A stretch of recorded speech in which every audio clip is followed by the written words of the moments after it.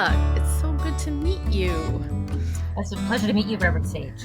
I've heard a lot about you from Shada and about Green for the Greater Good. And I'm not sure what you know about this podcast, but I'm just interested in love and all the ways that love calls us forward in life, the journey of love, what helps love to flourish, what gets in the way.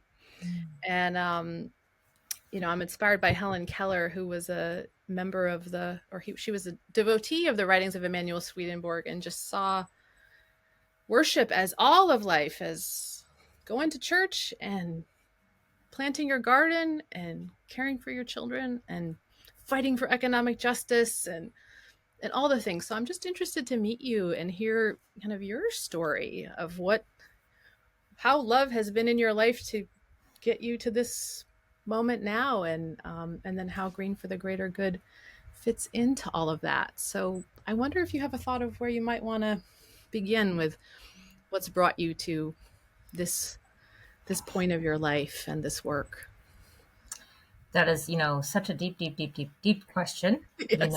and so it's interesting to start with myself and then to come back to the community work, and I can say that, I am a person who, like, the spiritual path has been a large part of my adult life. And I was raised with traditions, but I am personally like a person of the Sufi realm, of the dervish world, not always practicing all the things, but an initiated soul who comes and goes from levels of knowledge, but who is seeking the beloved in all things. It's definitely the motivation. It's a calling. At this time, the things we do in this life. So, it's so I welcome. Thank you for this opportunity to try to reflect on, this question of love. So, I will say that, coming to the work that I'm doing right now, being so involved in my community, was born out of a garden, that I had spent a decade in Austin, Texas, doing my graduate work. And we moved out here, my spouse and I, and I was doing some remote work and also had a little bit more time and got into this community garden nearby. And was just growing everything in my yard and got to grow up there and was really finding healing, finding balance, grounding, to kind of rejuvenate myself after a long mental, expenditure. And so isolating expenditure, that higher education stuff can be really isolating. And I mean, not to mention the state of things right now. Because I am an adjunct professor. That is my, my kind of day job.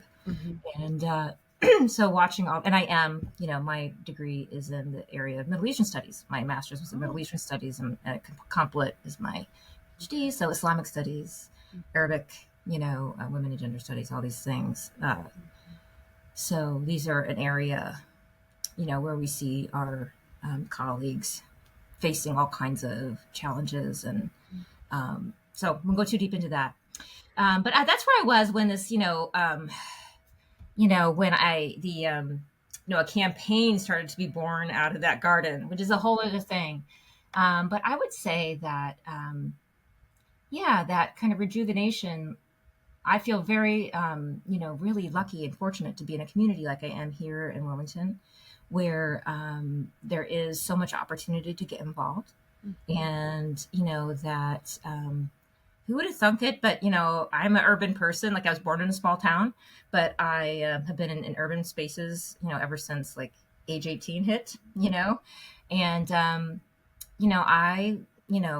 love a good neighborhood, so it has been getting to know individual people who care about community, that in this era has been really generative to me.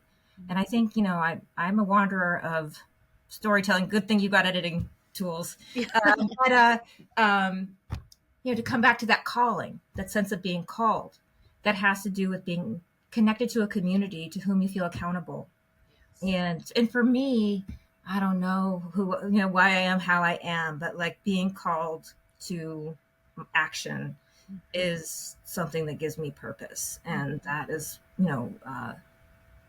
fills my cup, and I don't know if it's, that's the celestial bodies like moving at the, from the seat of the prime mover, and feeling in that grace, in that feeling oneself to be part of the whole instead of the alienation. Yes.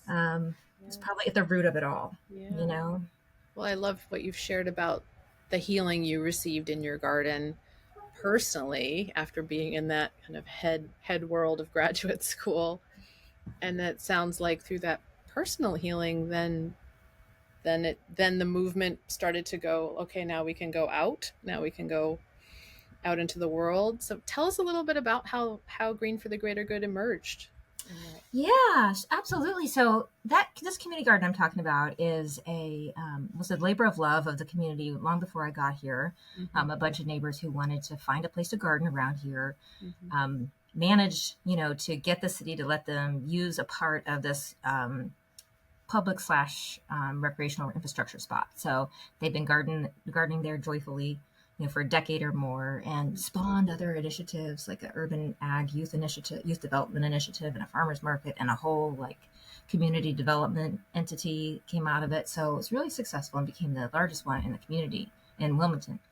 And it's on this site that's about 4 acres, in the middle of one of the densest places in Delaware, urban, center city, Delaware, Wilmington. Never been privately developed. The meeting point of 2 watersheds, second highest place in the city, and like built up on top of it because it had this underground tank. It resembled a kofun, if you know those in Japan, or the ziggurats of these, Sure. Okay. Like a holy mound of some kind, Interesting. And it was perceived differently by neighbors versus the city of Wilmington a little bit. It had this illustrious history of like really important like recreational opportunities. Like when the people put in that tank in the 15s, in 1915 or so, they built a ice rink / roller rink on top. Oh, wow. And there's all these articles about these massive concerts they had up there in the 20s, like these, like 6,000 people up there. So it had been fenced off more recently after the 2000s related to like safety issues. And that was after 9/11. And there's a big communication tower up there, and they fenced it off. And it was the gardeners who got back in there the first time to start to use it again. So there was a discrepancy of the value of it. So the city of Wilmington put in money to the bond bill, which is how Delaware works, how they get capital projects funded. The state legislature awards bond bill money to demolish this piece of infrastructure with a vision of private development. And they had not run it by anybody. And, pretty much to a person around here, we all thought that was a bad idea. And so as soon as the word came out, we had a couple of meetings, and then we had this corner meeting. We were planning a rally, but the mayor preempted us and came to a meeting a Saturday before. It was Memorial Day week in 2022. And a bunch of city council members came, and like to a person, we got to go around this huge circle of people saying why they cared about it. Why? And we all felt that maybe it's underutilized. That was like the gift of the moment, it's like being reminded that not everybody can access it, that there was so much potential here. So we could, somewhere in our hearts, we could say thank you for that being shown to us. But we saw it as a lung, as space for our dense urban area, as a place we could go for nature. We started to reflect on how when you go up there, you feel like you're outside of the city, and you can hear the birds, and you can have this tranquil, reflective space, and you can have a break from the built infrastructure and from the concrete jungle, and that people valued that. And people for 60 years in this neighborhood valued that. They used to go up there for various things. And some people wondered why anything needed to happen there. But everyone kind of felt like this needs to be public, safe, and green. That's what we started with. And soon after we got to, and a future where everyone can enjoy its use, was our, initial pillars. And we started meeting every Saturday. We still do. We were at this bus stop at the corner of that site. Yeah. And then when the winter months came, the Church of the Holy City invited us to use their space. Wonderful. And we still use it. So we feel we've been nurtured by this space, and Reverend Shada and others of the community we've gotten to know. So it's been a long journey, but it's, I would say that we feel like we've developed a model. We had another kind of, in the coming weeks after that, we, constituted ourselves as Green for the Greater Good. But we had this moment where we were like, green, not greed. And then there was some better angels in the group genius that got us to Green for the Greater Good. We had green for good, like don't ever change it, but then the greater good, and that's been one of the beauties of this group. So we've done a lot of advocacy. We've done a ton of community design. And we found out that our passion is, in addition to environmental justice, is public engagement and shaping public infrastructure, as a key intervention. So we've done a lot of advocacy, with our legislators and on policy things, on community design, to not only just to develop ideas, but also to create connections between us. And community building, there's probably some other things in there, all those things. One of the beautiful things has been this group dialogue that we've cultivated over time, to process questions and next steps together. And I'm really thankful, even just at the level of relationships. And then we're getting our park. There's a bunch in between there. I'll let you take me back in there, but we're getting an amazing nature and community focused park with over 300 native trees, over an acre of native meadow, educational signage. Anyway, I can go. So that's coming. It's coming, and later this summer, it'll be opening. Oh, wonderful! Yes. Wow. Well, I'm so glad the Church of the Holy City has given you this sanctuary, because everything you're doing is so resonant with our theology, which is all about the garden in the city. Yes. It does. I love the way you talk about being in the city as having neighbors. That is what the benefit of a city structure is. We're all together and we can collaborate and work together to hold our green spaces. But you got to have the garden. You don't want to have just a concrete jungle. Yeah.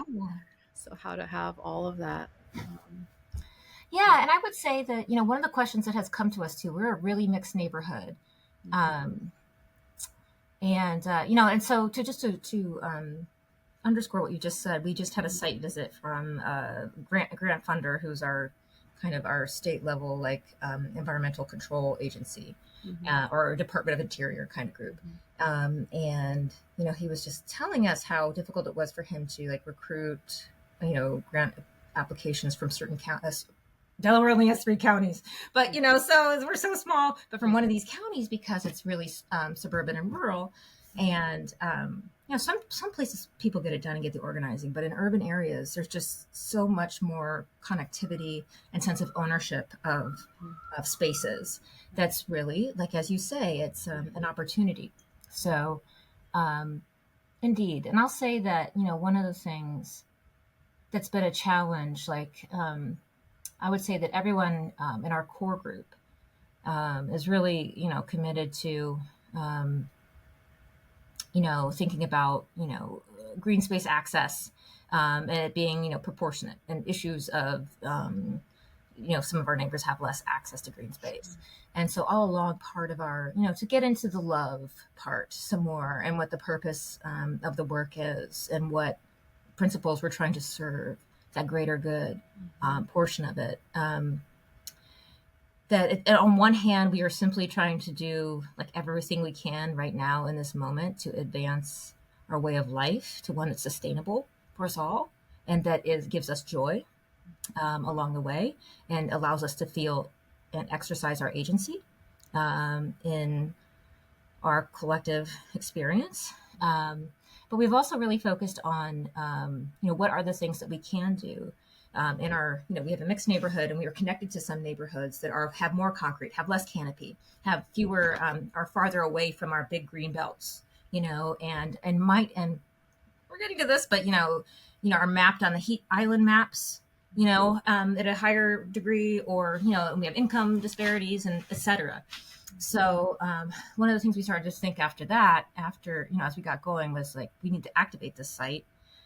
because, research shows that, for people to really benefit from a space out, from these green spaces, there needs to be like motivational programming that, and this is something that I heard at all these community events as well, that, hey, my kid gets to go to this kind of like place as a special trip from school, but it's just like a one-time thing. And how do we, connect people to the site, and also like create a user guide, as a public park, so anybody can use it. But so there's those pathways to, doing a curriculum and, natural observation, having those tools available. So from the beginning, we were thinking about that as like part of our duty, and championing this space. And then also we started thinking about like infrastructure transformation that could connect people to the site as well through the addition of, and a lot of this came out of like student work, some of these ideas, because, our journey was that, our first kind of win in that first summer was that we got our legislators to add language to that bond bill that required community engagement and comprehensive planning before the city did anything. And then we used that as an organizing tool. And then we got some environmental testing at the site, because governments when the land doesn't change hands, don't have to do any of that regulatory stuff. And so, we got them going, and then sure enough, it is like, so much of our city is a brownfield, is contaminated soil. So there was more protections on the site. In the end, there is a deed restriction now on this plot of land that it can't be developed for residential purposes without like a cleanup. And then, but it's good enough for recreation. I don't know, like we've got raised bed gardening, so we're not doing the soil there, but those things. And then we were like, we had met we had some other things happen. Like we were able to connect a school gardening program to the site before, which, added like 450 little gardeners, like in one snap, which was like amazing. And that inspired us to be like, okay, there's so much potential here. And that's when we started getting toward this bigger vision of seeing the site as green infrastructure. How can we use this site for the greatest benefit for the creation, for the humans and the creation? And along the way, we're like, we need somebody to help us get a visual of this, like, so we can bring more people to it. And sure enough, there was this wonderful professor in landscape architecture at the University of Delaware who started working with us.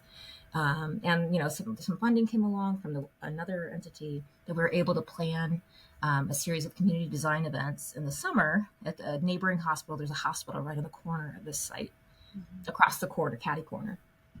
And we were able to have, the opportunity to discuss what the benefits of like greening strategies could be, and to hear from residents about what their vision for the space was. And, it was really productive. We had tons of participation. We flyered all our neighborhood. That was like a major tactic.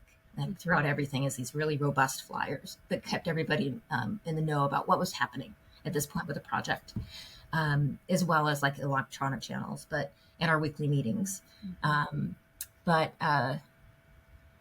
Yes, indeed. So we had these design sessions, and out at the end of it, like there was this broad agreement that we would like to build on the urban ag history of the site. We want to keep some of the elevation. It's special to us. It's important to us.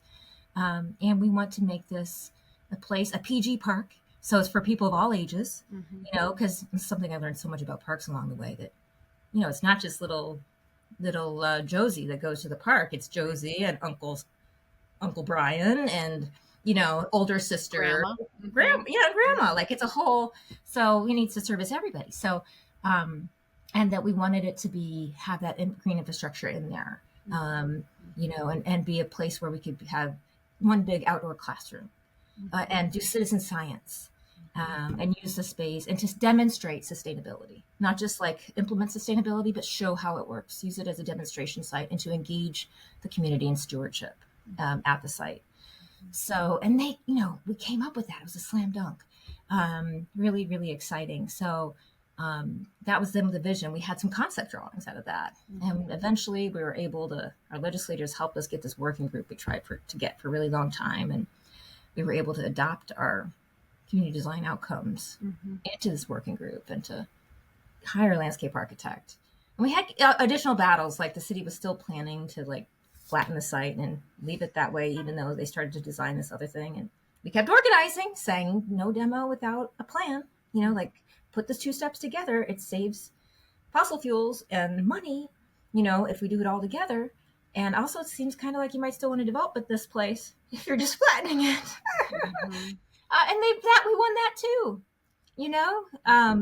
So, at a certain point, they decided to ask for the money to get the work done.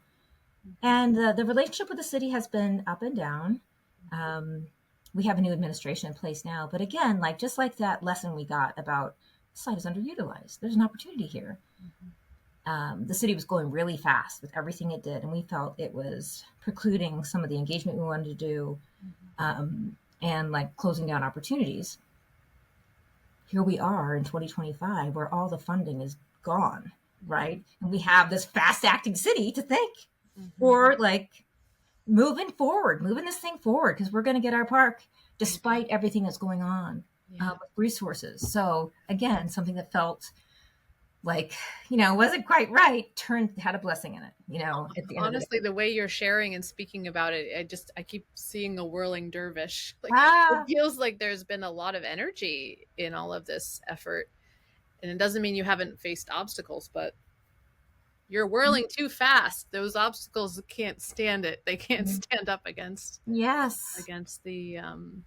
movement and inspiration. And I kind of sense, I sense that on the planet right now, there's a lot of obstacles. There's a lot of loud, seemingly insurmountable obstacles. And yet it feels like they can't stand against the energy of, because we all know we need trees to breathe and we need earth to eat, and all of these obvious truths about what it means to exist on this planet. Most humans are getting, but there's still these old systems are running, but I don't think I don't think they can stand against the power of the whirling dervish, power of love.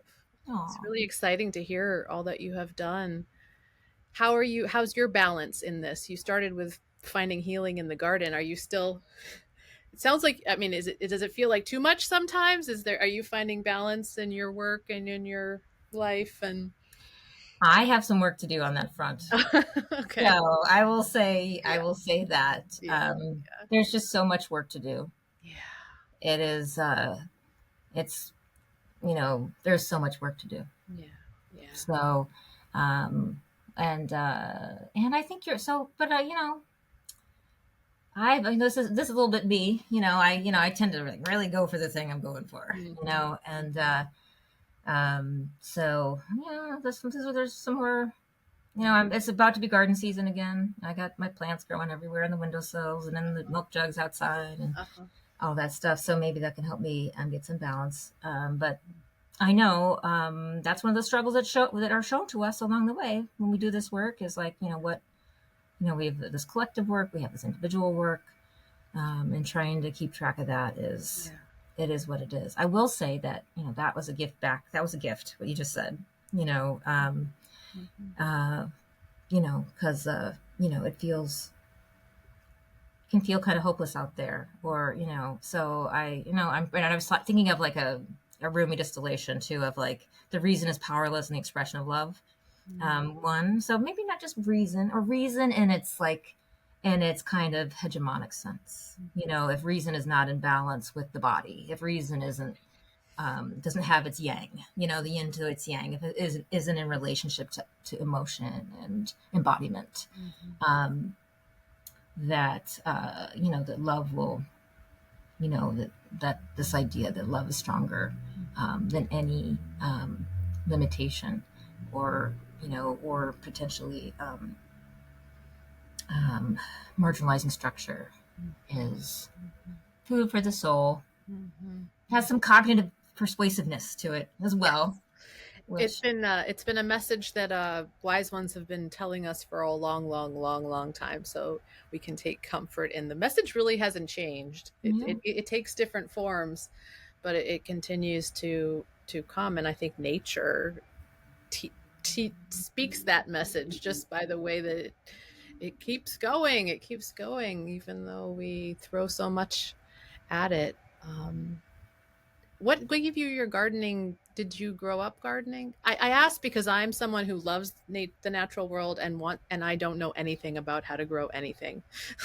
So I'm one of the people who needs to come to your plot and learn. You know, Yeah. I want, and acknowledging that about myself is part of like, that's part of the challenge right now. Is so many of us are alienated from growing our own food and learning how to participate with nature. It does feel like it's a real, there's a need for a re-education, and I am the first who needs to be re-educated, because I want to put my hands in the soil, but I don't know what to pull out and what to put back in.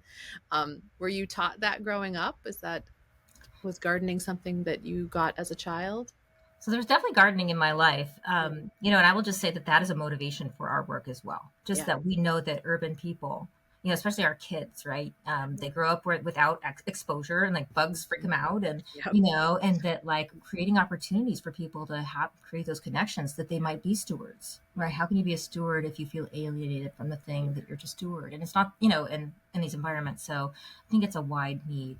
I am from a small town, Indiana. I do have like farming in my genes, you Mm-hmm. know. Mm-hmm. So, and my grandparents in particular, my grandpa had some, he grew a field of corn, and my grandma grew the tomatoes, and my grandpa's famous for turnips, like huge Nice. turnips. Mm-hmm. So I grew up around that, and I worked at a fruit and flower farm as a teenager, and my grandma was also big on plants too. She always had her plants that she was growing. And so I definitely had those interests. And in adult life, I started gardening, during my time in New Mexico. And yeah, I was kind of around it, but it was really, for so many of us, like the pandemic, like sent us into various hobbies and rekindling pursuits. And that's kind of when it started for me. I was still in Austin at that time. And then when we got here, when we were in Austin, we lived in this apartment that had like like a, not even a car sized cement slab, and a deck door, and a little fence around it, so that was full of pots, right? But then here in Wilmington, we have like a postage stamp, we have like, we can fit like 3 cars in our backyard, and it's got this awesome huge sycamore tree. So, just having that and then getting into the garden, the space for it is really important. And again, people don't garden not just because of they didn't hear about it, but they don't have a space for it. And that's part of why we need this community garden. Like so many people in this neighborhood do not have a place that they could garden. So like creating access to spaces to garden and to skills, skill building is really important. Yeah. So I guess that's, it is something that I've really cultivated more recently too. And I love it though. It's improvisational. And people garden different ways. You get to express yourself in different ways. But I love about it the trial and error nature of it, because you just like, you try it. If it works, great. If it doesn't, you try something else next year or like next week, and it's forgiving. And I'm learning that. Yeah, I'm learning that. We moved to our house in 2020, so I have a yard now. And similarly, during the pandemic, I started to wade in and plant some things. And I think it's good for my perfectionism, because my perfectionism wants to be like, there's a right way, there's a wrong way. And I learned to just take pleasure in, well, what are the things I want to see grow? I'll pull the things out I don't like, and I'll cultivate the things I do, and we'll just see what happens. And it's been fun sometimes where there's like some crazy weed and I feel guilty that it's grown, and then I see these berries coming in, and then I see the birds eating the berries in the winter, and I'm like, who knows? Who knows? There's something going on here that is supporting life, Yes. whatever I do. Yes. And just like make room for that has been very, I can feel how it affects even my body too, just to Yeah. be near it, be near the Yes. Yeah. That care, being, having that relationship of care is really, really, really important and satisfying. And I like what you're saying too. Like, it is a reminder of, something bigger that we're all a part of, that, and this is one of the things about, nature education as well, is like this idea of instilling in kids metaphors in the world, the sources of metaphors that they can use in their own life to cope with things, or to make sense of what's happening to them, seeing life cycles, um, that I think in a really disconnected world where we're, and for it to have a physical experience, for it to be sensory rich, and all that stuff is a really important aspect of the project too. Yes, but I really like what you're saying, how it can take us back to being part of something bigger. I like to remember that nature isn't something outside of me. I'm a part of it too. One day I will be composted in the soil just like everything else. Yes. So there is a unity that we can experience when we're and so much of our life is spent inside boxes and in front of computers that they will compost one day too, probably, but they don't appear that way. They don't give us that same feeling. So yeah, maintaining green space everywhere it feels obvious. Yes. Obvious to and there's more to it too. The deeper you go, this is why like the work-life balance thing continues to be a challenge, but you come to understand that the vegetation is important to cleaning our air, to lowering the temperatures, to absorbing stormwater, in the face of these challenges that we're going to be meeting, and time. It's just, nature is a solution to these things that ail us. Thank you for all that you're doing. And I really like the discernment you went through too, in terms of your name. And I love that you landed on the positive, because it does feel like that's another spiritual invitation right now, is to keep working for the good, to keep working for the positive, and not get caught up in the against, because all of us are going to be compost one day. There's a unity that does exist on our planet, even though we like to fight with one another. And I think, and I will just say too that, when we got connected with Reverend Shada and the church, she helped us connect to a lot of people, actually. Another big connection for us was the Delaware Interfaith Power and Light, that does, cool work on like weatherization and sacred grounds, doing these pollinator gardens on houses of worship, locations of houses of worship and stuff like that. And, and reaching out to those people, that got me thinking about, and I'm an interfaith person, I'm like I teach literature and humanities, but I want to teach religions, so whatever. But definitely it gave me opportunity to, to get in touch with how this group the core group that I'm a part of, Green for the Greater Good, has layers of, affinity, right? But we have people have the ethical, deep commitment to environmental stewardship and care, that not all of us, we are different kind of travelers in this group, a range of different kind of travelers on different kind of paths, but share something that communities of faith have, in a sense of duty and obligation of something holy, that we serve, and a sense of fellowship and pursuing that. Definitely felt that it was in harmony with, the community that was hosting us and all that stuff. So we actually built something we have to do this weekend is, so as our demolition and construction got going, we had to close down our community garden, and we had to strip anything we could get out of there. And we got some boards out of there, and we set up 2 beds at this, at the Church of Holy City. So we have we did really late in the season last year. So this is going to be our first season to cultivate there, but we want to, cultivate for a donation. But it is they are located on a really busy thoroughfare. So we're not sure if it's going to get harvested by the locals, or we're going to have a chance to harvest it. We're going to see what happens, but that's a little project we need to get back to work on. Well, I love that. And I just several years ago, I remember speaking with Shada about what are we going to do with this plot of land. So I think that's the invitation of being neighbors and being collaborators, because some of us have land and we don't know what to do with it. And some of us have gardening skills and we don't have a place to use them. And I love seeing the finding of each other. And I really feel like that is what's going to help us all find a little joy in life and not be so overwhelmed is the finding of each other and crossing the boundaries between me and you and I and they and this thing and that thing.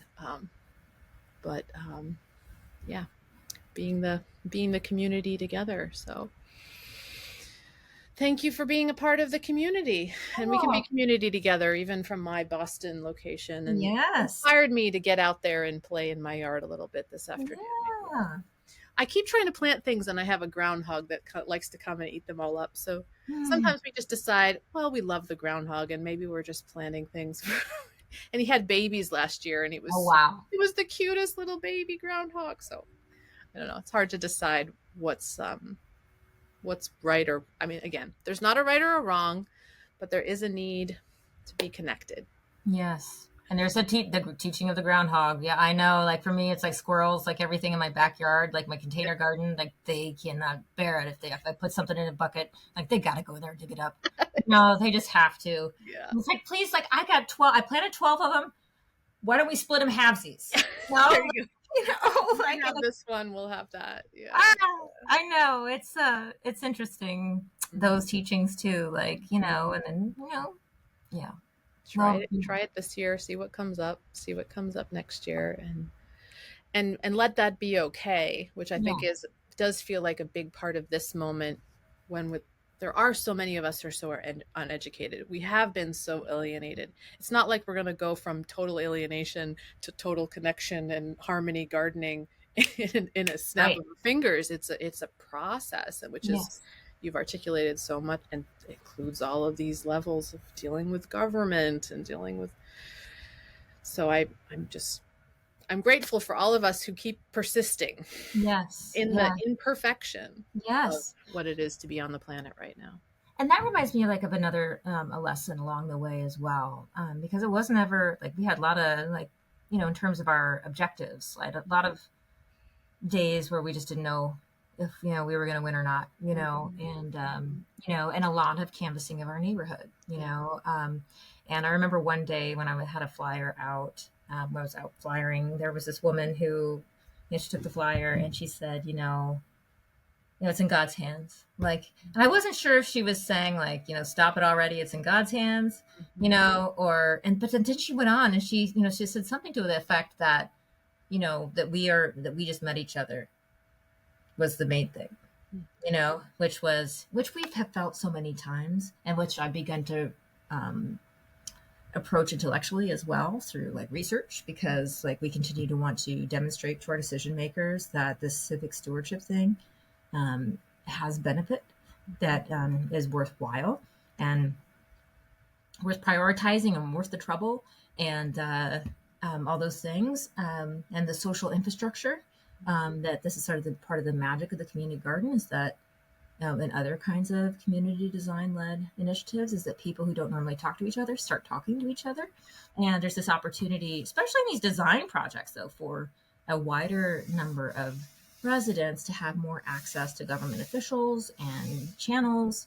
That's one thing. But also, if you start negotiating a limited area of space, and maybe you start to develop capacity to take on even bigger questions together, to build the trust up, to tackle bigger structural inequalities and things like this in our neighborhoods, that we're trying to settle and figure out how to keep our residents here, even as, there's become neighborhood improvements, right? That how do we figure it out that we can keep our community together and if things be fair, and I don't know. So there's so much benefit to that, building that social fabric, that sense of community.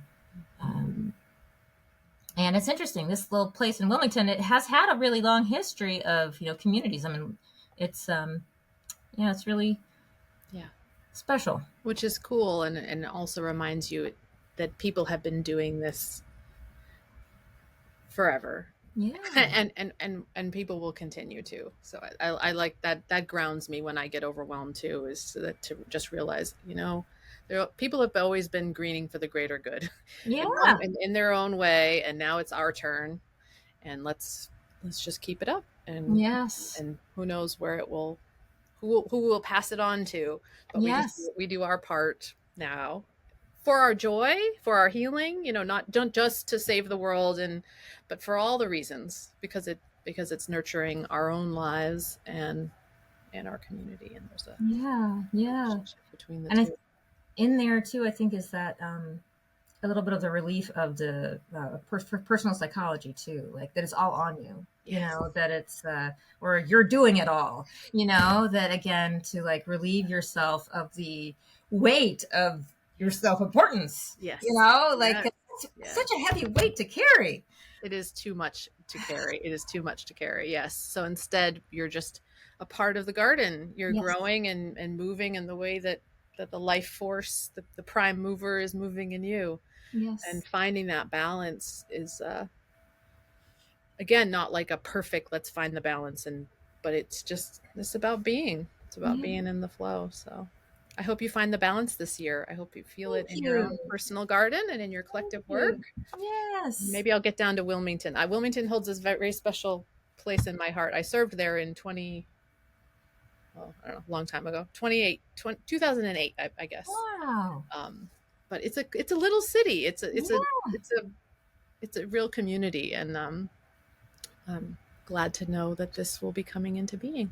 Yes, wonderful. Well, and may your blessings be on your journey and your this love you're spreading through the podcast world and through all your endeavors. May your garden prosper and bring you peace and happiness. I appreciate that. May all of our gardens grow. And I love it when we both are in